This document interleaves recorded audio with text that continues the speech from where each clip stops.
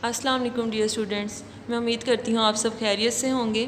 आज हम जो चैप्टर पढ़ेंगे वो है एनवायरमेंटल पोल्यूशन। सबसे पहले एनवायरनमेंट क्या होता है। जितनी भी चीज़ें आपके इर्द गिर्द हैं वो सब आप मिल के आपका एनवायरनमेंट बनाती हैं, चाहे आप स्कूल में हैं, चाहे आप घर में हैं, रोड्स हैं, ठीक है, पार्क्स हैं, एयर है जिसके अंदर हम सांस लेते हैं, ये सब कुछ मिलके हमारा बना देती हैं एनवायरनमेंट। तो अगर ये कहा जाए कि लिविंग थिंग्स का जो एनवायरनमेंट है वो अर्थ है तो ये गलत नहीं होगा, ठीक है। अब जो एनवायरनमेंट है इसका इफ़ेक्ट होता है जितनी भी लिविंग थिंग्स हैं उन सब पे। तो इन रिटर्न जो लिविंग थिंग्स हैं वो भी अपना इफ़ेक्ट शो करती हैं एनवायरनमेंट पे। जैसे कि ह्यूमंस हैं, ह्यूमंस क्या करते हैं, अपनी मुख्तलिफ़ ज़रूरियात ज़िंदगी के लिए चीज़ें इस्तेमाल करते हैं, ठीक है। उनको सब कुछ चाहिए, लाइट, हीट, ठीक है। इसके अलावा मशीन्स हैं, तो फूड, तो इन सारी चीज़ों का जो वेस्ट प्रोडक्ट है वो क्या करता है, उसके इफ़ेक्ट होते हैं एनवायरनमेंट पे, ठीक है। तो जितनी भी डिफरेंट काइंड ऑफ वेस्ट हैं वो प्रोड्यूस होते हैं बाय ह्यूमन एक्टिविटीज़, ठीक है। अब जब एनवायरनमेंट जो है इन वेस्ट मटेरियल से डैमेज हो जाता है तो हम कह देते हैं कि एनवायरनमेंट जो है वो पोल्यूटेड हो गया, मीन्स वहाँ पे पोल्यूशन हो गई है, ठीक है। अब जो वेस्ट है ना वो दो तरह के होते हैं, बायोडिग्रेडेबल वेस्ट और नॉन बायोडिग्रेडेबल वेस्ट। कुछ वेस्ट ऐसे हैं जो कि नेचुरली बैक्टीरिया या फंजाई से जो उनकी डिकम्पोजिशन हो जाती है, ब्रेक डाउन हो जाती है। जैसे फ्रूट हैं गल सड़ के ख़त्म हो जाते हैं, ठीक है, फ्रूट्स का जो छिलके वगैरह होते हैं, पेपर है जैसे ये भी जो है डिकम्पोज हो जाएगा। तो जो ऐसी चीज़ें हैं जो कि नेचुरली डिकम्पोज हो जाएं उस वेस्ट मटेरियल को हम कह देते हैं बायोडिग्रेडेबल वेस्ट, ठीक है, कि इसकी डिकम्पोजिशन हो सकती है। जैसे कि हमारे पास हैं डिफरेंट फ्रूट्स के छिलके हैं, ठीक है, एनिमल्स का वेस्ट होता है, वुड है, उसका सारा मटीरियल जो भी है। तो बायोडिग्रेडेबल वेस्ट का जो ओरिजिन है वो लिविंग थिंग्स है, ठीक है, चाहे वो एनिमल्स हैं चाहे वो प्लांट्स हैं। तो नॉन बायोडिग्रेडेबल वेस्ट जो है ना वो इस तरह का वेस्ट मटेरियल है जो कि डिकम्पोज नेचुरली नहीं होता, बल्कि हमें उसे आर्टिफिशियली रिसाइकल करना पड़ता है किसी न किसी तरह से, ठीक है। तो the waste which can not be decompose naturally are called non biodegradable waste. जैसे कि रबर हो गया, प्लास्टिक है, ठीक है, जो मेटल्स हैं उनकी चीज़ें जो बनती हैं, इलेक्ट्रॉनिक्स की चीज़ें हैं, ये सारी नॉन बायोडिग्रेडेबल वेस्ट हैं। तो इनका रीज़न क्या हुआ, नॉन लिविंग थिंग्स। नेक्स्ट है रिसाइकल वेस्ट। अब वेस्ट को हम रिसाइकल किस तरह से कर सकते हैं, यहाँ पे कुछ मटेरियल्स का बताया हुआ है कि जैसे बोटल्स जो होती हैं, प्लास्टिक बोटल्स या ग्लास बोटल्स, उनको क्रश कर लिया जाता है और फिर उनका जो ग्लास है उसे रीयूज़ कर लिया जाता है, ठीक है। न्यूज़पेपर या पेपर जो है इसका दोबारा से पल्प बनाया जाता है इनका, और इनके फिर बोर्ड्स बनाए जाते हैं, ठीक है, कार्डबोर्ड्स बनाए जाते हैं। मेटल्स जो हैं इनको मेल्ट कर लिया जाता है और किसी न्यू शेप में हम कन्वर्ट कर देते हैं उनको, ठीक है। इसके बाद है पोल्यूशन की किस तरह की वजह हो सकती हैं। सबसे पहले तो ये कि जो नॉर्मली हमारे इर्द गिर्द हम देखते हैं कि जो घरों का कूड़ा क्रिकेट वगैरह है उसके ढेर लगा दिए जाते हैं जगह जगह, ठीक है। अब ये जो हीप्स बन जाते हैं वेस्ट के, ये क्या करते हैं, इनमें माइक्रो ऑर्गेनिजम्स बन जाते हैं, यहाँ पे इंसेक्ट्स भी आते हैं, ठीक है, मॉस्किटो, फ्लाइज वगैरह। इसके अलावा जो रैट्स हैं वो भी आते हैं। तो ये क्या करते हैं, फिर ये डिजीज़ फैलाते हैं, क्योंकि ये इन्होंने यहाँ से जाना भी तो होता है ना कहीं। तो जैसे रैट्स हैं वो घरों में भी आते हैं, इंसेक्ट्स हैं वो भी घरों में आते हैं। तो ये कूड़े से जर्म्स को और क्या उसे कहते हैं, बीमारियाँ लेके घरों में आ जाते हैं। इसके अलावा जो ह्यूमन एक्टिविटीज़ हैं, इंसान जो है सबसे ज़्यादा जो पोल्यूशन है वो इंसानों की एक्टिविटीज़ की वजह से ही कॉज होती है, ठीक है। टाइप्स ऑफ पोल्यूशन में बात करेंगे, वाटर पोल्यूशन की, land pollution and air pollution की। सबसे पहले बात करते हैं लैंड पोल्यूशन की, ठीक है।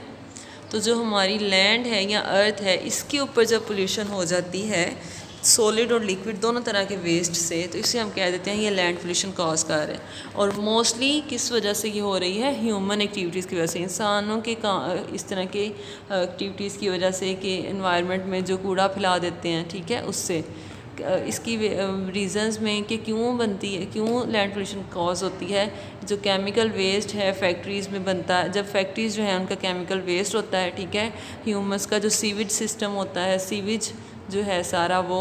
इसके अलावा जो कूड़े को ग्राउंड में डंप कर दिया जाता है, दबा दिया जाता है। इसके अलावा पेस्टिसाइड और हर्बिसाइड का ओवर यूज़ है।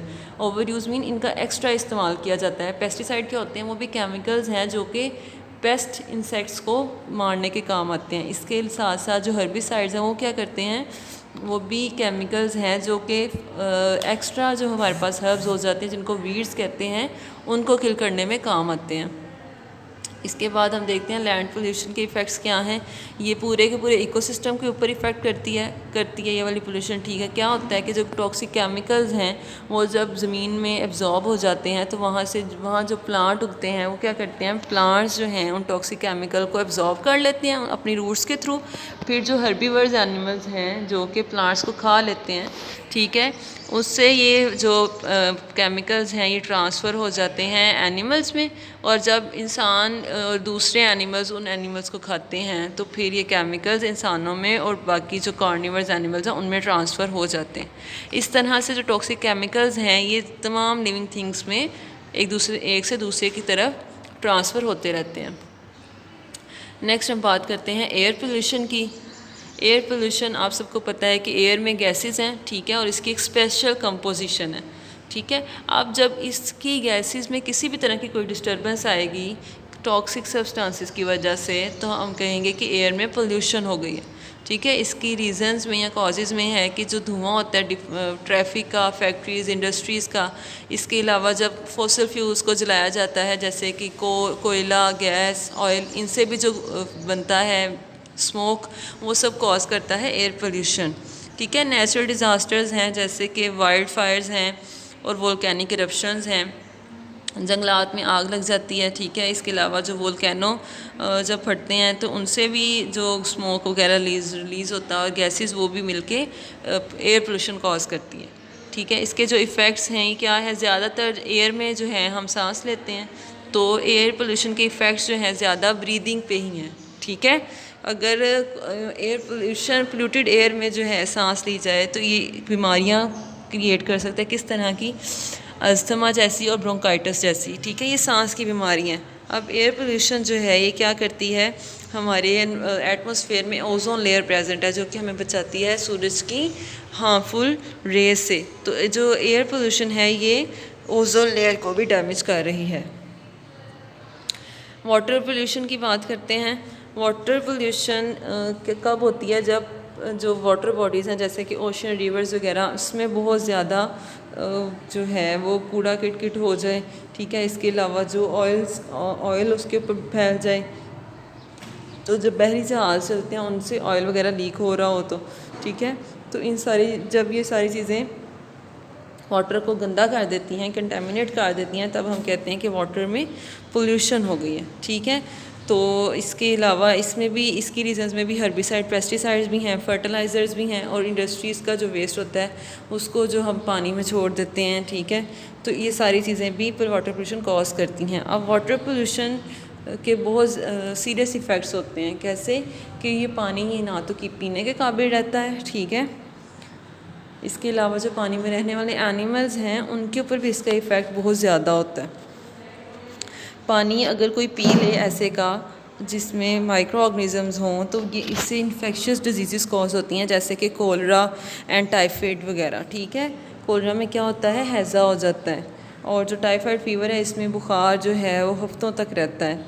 अब जो ऑयल स्पिल्स हैं या ऑयल वेल्स हैं वो क्या करते हैं? वो फैल जाते हैं सारे के सारे ओशियन या पानी के सरफेस के ऊपर, ठीक है, और फिर जो समुंदर में रहने वाले एनिमल्स हैं उनको मार देते हैं जैसे कि फ़िश वगैरह को। अब हम देखेंगे कि किस तरह से हम एनवायरनमेंट में जो पोल्यूशन है उसको कम कर सकते हैं, रिड्यूसिंग एनवायरनमेंटल पोल्यूशन।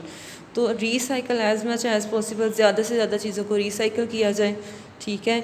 ज़्यादा से ज़्यादा जो हैं प्लांट्स और ट्रीज़ वगैरह उगाए जाएँ, पब्लिक ट्रांसपोर्ट को इस्तेमाल किया जाए या पैदल चला जाए या बस साइकिल, क्योंकि हमें पता है कि ज़्यादा जो एयर पोल्यूशन है वो गाड़ियों और ट्रैफिक के धुएं से भी बहुत ज़्यादा होती है। इसके अलावा जो वेस्ट है उसको अच्छे तरीके से ठिकाने लगाया जाए और वेस्ट को हमें पानी में नहीं फेंकना चाहिए।